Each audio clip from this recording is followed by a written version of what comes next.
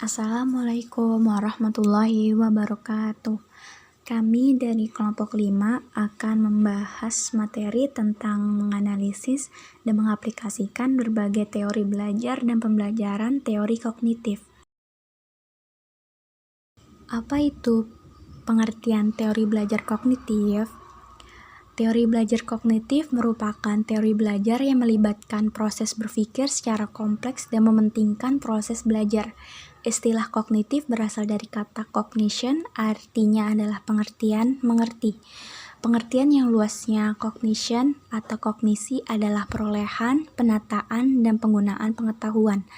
Dalam perkembangan selanjutnya, kemudian istilah kognitif ini menjadi populer sebagai salah satu wilayah psikologi manusia atau satu konsep umum yang mencakup semua bentuk pengenalan yang meliputi setiap perilaku mental yang berhubungan dengan masalah pemahaman, memperhatikan, memberikan, menyangka, pertimbangan, pengolahan informasi, pemecahan masalah, membayangkan, memperkirakan, berpikir, dan keyakinan, termasuk kejiwaan yang berpusat di otak ini juga berhubungan dengan konasi atau kehendak dan afeksi atau perasaan yang bertalian dengan rasa.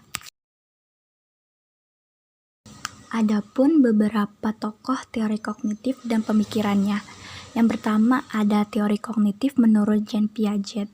Jean Piaget mengemukakan bahwa proses belajar akan terjadi apabila ada aktivitas individu berinteraksi dengan lingkungan sosial dan lingkungan fisiknya. Pertumbuhan dan perkembangan individu merupakan suatu proses sosial. Individu tidak berinteraksi dengan lingkungan fisiknya sebagai suatu individu terikat, tetapi sebagai bagian dari kelompok sosial. Yang kedua, ada teori belajar menurut J.S. Brunner. Brunner telah mempelopori aliran psikologi kognitif yang memberi dorongan agar pendidikan memberikan perhatian pada pentingnya pengembangan berpikir dengan cara mementingkan partisipasi aktif individu dan mengenal adanya perbedaan kemampuan untuk melakukan eksplorasi dan penemuan-penemuan baru. Untuk meningkatkan proses belajar, menurut Brunner diperlukan lingkungan yang dinamakan discovery learning environment atau lingkungan yang mendukung individu untuk melakukan eksplorasi dan penemuan-penemuan baru. Menurut Brunner, belajar bermakna hanya dapat terjadi melalui belajar penemuan yang terjadi dalam proses belajar.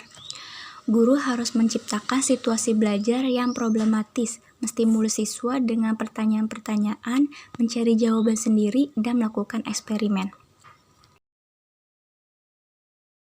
Prinsip-prinsip belajar menurut J.S. Brunner. Menurut Brunner, perkembangan intelektual anak dapat dibagi menjadi 3, yaitu pertama, fase pra-operasional. Sampai usia 5-6 tahun disebut masa prasekolah. Yang kedua, ada fase operasi konkret. Pada taraf kedua ini, operasi itu internalize, artinya adalah menghadapi suatu masalah individu hanya dapat memecahkan masalah yang langsung dihadapinya secara nyata. Yang ketiga, ada fase operasi formal. Pada taraf ini, anak itu telah sanggup beroperasi berdasarkan kemungkinan hipotesis dan tidak lagi dibatasi oleh apa yang berlangsung dihadapinya sebelumnya. Yang ketiga, ada teori belajar menurut Ausubel. Belajar dapat diklasifikasikan ke dalam 2 dimensi.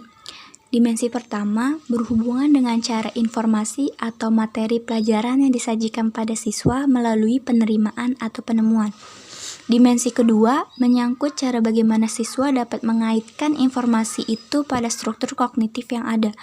Pada tingkat pertama dalam belajar, informasi dapat dikomunikasikan kepada siswa baik dalam bentuk belajar penerimaan yang menyajikan informasi secara final maupun dalam bentuk belajar penemuan yang mengharuskan siswa menemukan sendiri sebagian atau seluruh materi yang akan diajarkan. Pada tingkat kedua, siswa menghubungkan atau mengaitkan informasi baru dengan struktur pengetahuan, fakta, konsep-konsep, generalisasi, dan lainnya yang dimiliki oleh siswa. Dalam hal ini akan terjadi belajar bermakna atau meaningful learning. Adapun faktor-faktor dan syarat belajar menurut Ausubel. Ada beberapa faktor yang dapat mempengaruhi belajar bermakna, yaitu struktur kognitif yang ada, stabilitas, dan kejelasan pengetahuan. Pertama, materi yang akan dipelajari harus bermakna secara potensial. Kedua, siswa yang akan belajar harus bertujuan untuk melaksanakan belajar bermakna, memiliki kesiapan dan minat untuk belajar bermakna. Agar pembelajaran menjadi bermakna, ada beberapa hal yang harus dilakukan oleh guru, yaitu pengaturan awal atau advanced organizer, diferensial progresif, belajar superordinat, dan penyesuaian integratif. Selanjutnya, pandangan teori belajar kognitif. Hal yang menjadi pembahasan sehubungan dengan teori belajar ini adalah tentang jenis pengetahuan dan memori.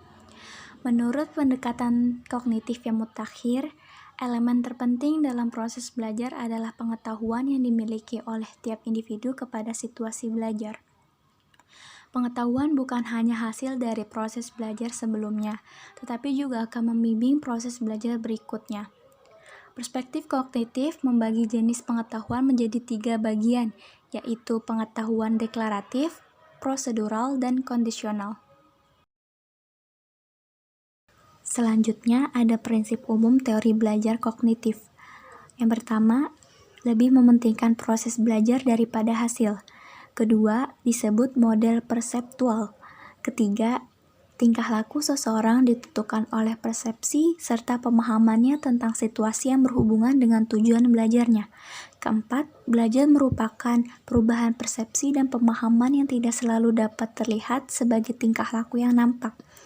Kelima, apabila memisah-misahkan atau membagi-membagi situasi atau materi pelajaran menjadi komponen yang kecil dan mempelajari secara terpisah-pisah, maka akan kehilangan makna. Berikutnya ada aplikasi teori belajar kognitif dalam pembelajaran. Adapun aplikasi teori kognitif dalam pembelajaran menurut Harahap, yaitu yang pertama, keterlibatan siswa secara aktif amat dipentingkan. Kedua, untuk meningkatkan minat dan meningkatkan retensi belajar, perlu mengaitkan pengetahuan baru dengan struktur kognitif yang telah dimiliki siswa. Ketiga, materi pelajaran disusun dengan menggunakan pola atau logika tertentu dari sederhana ke kompleks. Keempat, perbedaan individu pada siswa perlu diperhatikan karena faktor ini sangat mempengaruhi keberhasilan belajar. Kelima, siswa bukan sebagai orang dewasa yang mudah dalam proses berpikirnya. Mereka mengalami perkembangan kognitif melalui tahap-tahap tertentu. Keenam, anak usia prasekolah dan awal sekolah dasar akan dapat belajar dengan baik, terutama jika mendengarkan benda-benda konkret. Berikutnya, kita juga akan membahas tentang teori disiplin mental. Teori belajar disiplin mental merupakan salah satu pandangan yang mula-mula memberikan definisi tentang belajar yang disusul oleh filsuf Yunani bernama Plato. Pandangan filsafatnya yaitu tentang idealisme yang melukiskan pikiran dan jiwa yang bersifat dasar bagi segala sesuatu yang ada. Idealisme hanyalah ide murni yang ada di dalam pikiran, karena pengetahuan orang berasal dari ide yang ada sejak kelahirannya. Belajar dilukiskan sebagai pengembangan oleh pikiran yang bersifat keturunan. Kepercayaan ini kemudian dikenal sebagai konsep disiplin mental. Ada beberapa teori yang termasuk rumpun disiplin mental, yaitu sebagai berikut. Yang pertama ada teori disiplin mental teistik, berasal dari psikologi daya seperti mengamati, menganggap, mengingat, berpikir, memecahkan masalah, dan sebagainya. Kedua, teori disiplin mental humanistik, lebih mementingkan keseluruhan atau keutuhan. Ketiga, ada teori disiplin mental naturalisme. Teori ini mempunyai potensi atau kemampuan untuk berbuat atau melaksanakan tugas, tetapi juga memiliki kemauan dan kemampuan untuk berkembang dan belajar sendiri. Keempat, ada teori disiplin mental apresiasi. Teori ini membantu anak untuk mempunyai kemampuan untuk mempelajari sesuatu dan menguasai pengetahuan selanjutnya. Demikian seterusnya, semakin tinggi pula masa apresiasinya. Berikutnya, kita akan membahas juga tentang prinsip-prinsip belajar. Prinsip belajar adalah suatu hubungan yang terjadi antara peserta didik dengan pendidik agar siswa mendapat motivasi belajar yang berguna bagi dirinya sendiri. Dan juga prinsip belajar dapat digunakan sebagai landasan berpikir, landasan berpijak, dan sumber motivasi agar proses belajar dan pembelajaran dapat berjalan dengan baik antara pendidik dan peserta didik. Yang termasuk ke dalam prinsip-prinsip belajar itu yang pertama ada perhatian dan motivasi.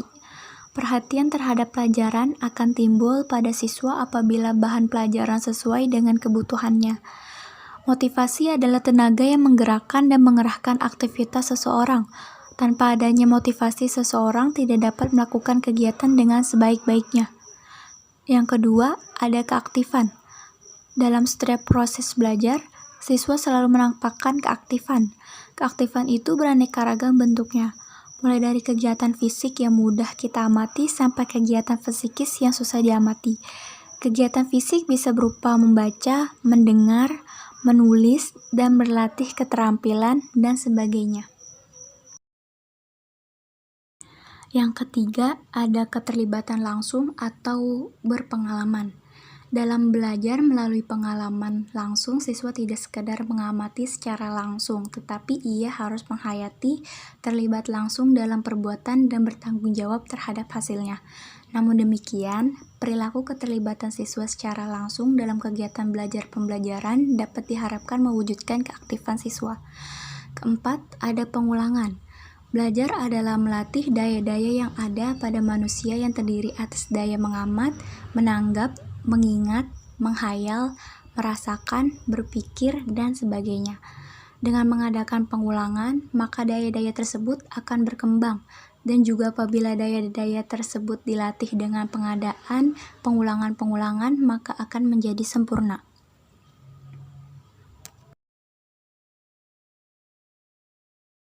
Yang kelima, ada tantangan. Tantangan yang dihadapi alam bahan belajar membuat siswa bergairah untuk mengatasinya. Bahan belajar yang baru, yang banyak mengandung masalah yang perlu dipecahkan, membuat siswa tertantang untuk mempelajarinya. Keenam, ada balikan dan penguatan. Seorang siswa belajar lebih banyak bila pada setiap langkah segera diberikan penguatan. Hal ini timbul karena kesadaran adanya kebutuhan untuk memperoleh balikan dan sekaligus penguatan bagi setiap kegiatan yang dilakukan. Untuk memperoleh balikan penguatan, bentuk-bentuk perilaku siswa yang memungkinkan diantaranya adalah dengan segera mencocokkan jawaban dengan kunci jawaban, menerima kenyataan terhadap skor atau nilai yang dicapai, atau menerima teguran dari guru atau orang tua karena hasil belajar yang jelek. Ketujuh, perbedaan individual. Setiap siswa memiliki karakteristik sendiri-sendiri yang berbeda satu dengan yang lain. Kesadaran bahwa dirinya berbeda dengan siswa lain akan membantu siswa menentukan cara belajar dan sarana belajar bagi dirinya sendiri. Contohnya pada saat siswa menentukan tempat duduk di kelas, menyusun jadwal belajar, dan lain-lain. Berdasarkan pendapat ahli, dapat disimpulkan bahwa prinsip belajar meliputi perhatian dan motivasi, keaktifan, keterlibatan langsung atau berpengalaman, pengulangan, tantangan, balikan dan penguatan, serta perbedaan individual.